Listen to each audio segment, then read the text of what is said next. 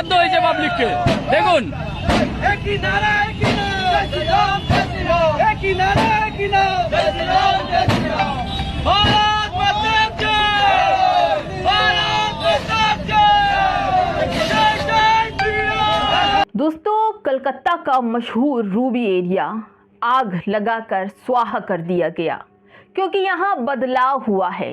यही विकास है और यही सबसे बड़ी भाजपा की जीत है। जिस हिंसा के लिए बदलाव की बात की गई थी, उसी हिंसा की मदद से अब विरोधियों को खत्म किया जा रहा है। जिस टीएमसी को फेर बदल करने के लिए भाजपा नए नियम और विकास के नाम पर आई है, उसने हिंसा के नाम पर बदलाव को बड़ा नाम दिया है। गुनाहगार की शक्ल बदलती है मगर गुनाह पुराने ही रहते हैं। बहुत कुछ देखना बाकी है। दोस्तों, 1874 में बना हुआ कोलकाता का न्यू मार्केट एक विरासत और इतिहास है। बीजेपी ने बंगाल में चुनाव जीतने के बाद इस विरासत पर बुलडोजर चला दिया। भगवान राम का नाम लेकर यह गुनाह किया गया। दोस्तों, न्यू मार्केट में कुछ मीट की दुकानें पर टीएमसी के दफ्तर पर बुलडोजर चला दिया गया। न्यू मार्केट में हर धर्म के लोगों का व्यापार है, उनके व्यापारों को कुचला गया, तोड़ा गया, दबाया गया, डराया गया, धमकाया गया, व्यापारियों की दुकानें बंद करवा दी गई। बंगाल की विरासत और सियासत पर बुलडोजर के पाप का नतीजा पूरे भारत को भुगतना है। इस पूरे नतीजों पर राहुल गांधी ममता बनर्जी के साथ हैं और अब उनका एक बड़ा बयान तेजी से वायरल हो रहा है, जिससे भाजपा के खेमे में हलचल मच गई है। राहुल गांधी का वो बयान क्या है, पूरी बंगाल जीत पर वो क्या कहते हैं, हम आपको बताएंगे। नमस्कार, आप देख रहे हैं बामसेफ न्यूज और मैं हूं आपके साथ शैला। बीजेपी का हर छठा सांसद वोट चोरी से जीतता है। क्या इन सांसदों को बीजेपी की ही भाषा में घुसपैठिया कहा जाता है?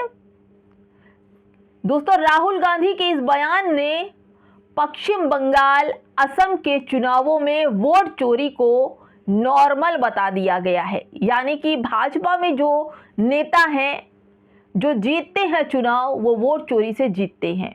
वोट चोरी हो रही है, सब कुछ बिल्कुल साफ है, मगर अब वोट चोरी को चुनावों का अहम हिस्सा माना जा चुका है। यानी कि चुनाव आयोग जो चोरी करवा रहा है, वो एक अहम हिस्सा है चुनाव का। वोट चोरी के तरीके क्या हैं, ये भी राहुल गांधी ने बताया। उन्होंने बताया कि एसआईआर वोटर लिस्ट में चोरी, राहुल गांधी ने वोटर लिस्ट में चोरी को साबित भी किया था, लेकिन नतीजा शून्य ही मिला। ईवीएम की रेटिंग हैक की जा सकती है। केचुआ यानी ईवीएम को बाप कहता है, मगर बाप की सच्चाई साबित नहीं करता। बाप कौन है, कौन ईवीएम को जन्म देता है, कौन जीत जाता है। वोट काउंटिंग में गड़बड़ी, ये पश्चिम बंगाल में हुआ नहीं बल्कि पूरे देश में हुआ है। 2 बजे तक सिर्फ 2-3 राउंड गिने गए थे। 2 बजे के बाद टीएमसी को काउंटिंग से हटाया गया। देर रात तक 20 राउंड की गिनती हुई। गिनती दोपहर 2 बजे तक खत्म हो गई थी, लेकिन ममता बनर्जी को रूम के अंदर या उनके कार्यकर्ताओं को रूम के अंदर आने नहीं दिया गया। ममता को रात भर 10 बजे तक हराया गया। दोस्तों, 120 सीटर की यह चोरी हुई है और टीएमसी को 200 सीट से ज़्यादा मिलनी चाहिए थी, जबकि टीएमसी चिल्ला रही है कि 100 से ज़्यादा सीटें छीनी गई। पर इस इवन असम का खेल है दोस्तों, वोटर को बांटकर विरोधियों को हराना।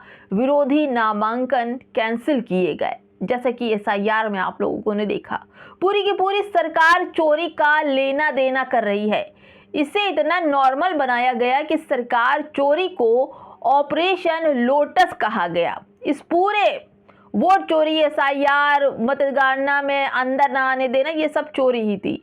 इन सब के अलावा वोट के दरमियान वोट के अकाउंट में हजारों रुपए भेजते रहना, यानी कि विरोधियों को नामांकन से रोकना, नामांकन विथड्रा करवाना, ईडी, सीबीआई, आईटी, एनआई और पूरी टेस्ट पावर सहयोग कर रही थी।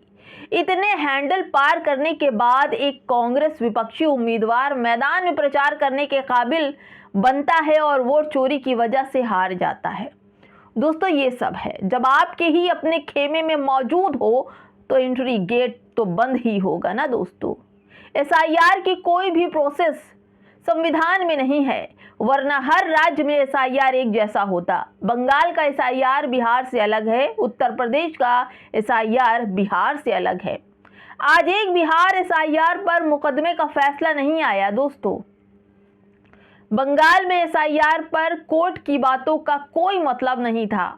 कोर्ट ने सरकार के खिलाफ फैसला आना लगभग नामुमकिन है। दोस्तों, आपने देखा था ना बिहार में किस कदर लोगों की वोट चोरी हुई, एसआईआर में नाम काटे गए। वही हाल बंगाल में हुआ। सवाल है कि केरल, तमिलनाडु वगैरह में ईवीएम सेटिंग क्यों नहीं हुई? आप ही बताइए, क्या केरल, तमिलनाडु में बीजेपी 100 सीटों पर आगे चल रही है? जैसा तमाशा किसी को हजम नहीं हुआ। केरल, तमिलनाडु में बीजेपी की एक भी सीट निकलना मुश्किल होता है, इसलिए वहां ईवीएम चोरी नहीं हो पाती। उत्तर भारत, हिंदी भाषी राज्य गुजरात वगैरह में वोट चोरी को नॉर्मल बताना आसान है। बंगाल में माहौल बनाकर वोट चोरी करना मुमकिन है, मगर साउथ में कर्नाटक के अलावा वोट चोरी मुमकिन नहीं है। तो क्या भारत का लोकतंत्र डेड एंड पर खड़ा हुआ है? मायूसी और हार को हटाकर अगर सोचे तो समझ आएगा कि वोट चोरी लोकतंत्र के सामने एक चुनौती है। यानी कि चुनौती, साजिश कभी भी डेड एंड नहीं हो सकती है। दोस्तों, ये बहुत बड़ी साजिश है बंगाल की, जब तक ममता बनर्जी चीख चीख कर कह रही हैं। स्टेट पावर की मदद से चोरी कामयाबी का सबसे आसान रास्ता है। ये चक्र जब टूटता है तब भी बड़ी आसानी से टूटता है, मगर इस चक्र को तोड़ने वालों की लड़ाई सबसे मुश्किल है। दोस्तों, इस वक्त राहुल गांधी के इस मुश्किल लड़ाई में राहुल गांधी ममता बनर्जी के साथ खड़े हैं और चुनौती के साथ खड़े हैं। वो चुनौती को कबूल कीजिए और दोस्तों, ये सोचिए कि यही हर राज्य में हो रहा है, चाहे वो यूपी हो, बिहार हो, बंगाल हो, असम हो, उड़ीसा हो, हर जगह यही हो रहा है। लेकिन दोस्तों, कुछ वीडियोस भी बंगाल से आ रहे जहां पर कुछ लड़कियां टीएमसी के कार्यालय को तोड़ती नजर आई। 15,000 महीना भी लिया था इन लोगों ने। परिवार की औरतों को भी मिला होगा पैसा। 15 सालों तक बाकी सरकारी फैसिलिटीज भी ली होगी इन लोगों ने। ये वीडियो देखिए कैसे महिलाएं ममता का कार्यालय तोड़ रही हैं। आतंकवाद फैलाती हुई इन लड़कियों को गौर से देखिए, जिनके पास खास किस्म की ट्रेनिंग है, जिससे ये लड़कियां तोड़-फोड़ कर रही हैं। इनकी हंसी से पता चलता है कि ये कोल्ड ब्लेडेड भी हैं। मगर इन सबके बीच अगर बंगाल को जलाकर बंगाल का विकास करना चाहती हैं ये लोग, क्या कोई खुद के घर को जलाकर उसे खूबसूरत बना सकता है? नहीं दोस्तों, ये लड़कियां बंगाल को जला रही हैं और इसे विकास का नाम दे रही हैं।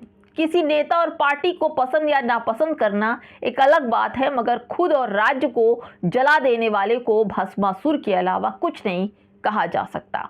ये लोग वो भस्मासुर हैं जो विकास के नाम पर खुद के हाथ को सर पर रखकर भस्म हो जाएंगे। एक गद्दार, एहसान फरामोश नस्ल तैयार की जा रही है बंगाल में। बताया जा रहा है कि ममता बनर्जी ने बंगाल को बर्बाद किया, लेकिन ममता बनर्जी ने 15 सालों में जो नहीं कर पाई वो भाजपा ने 12 घंटे में कर दिखाया। दोस्तों, यही तो है असली खेल, कमल का खेल। और अब राहुल गांधी हर तरह से ममता बनर्जी के साथ हैं।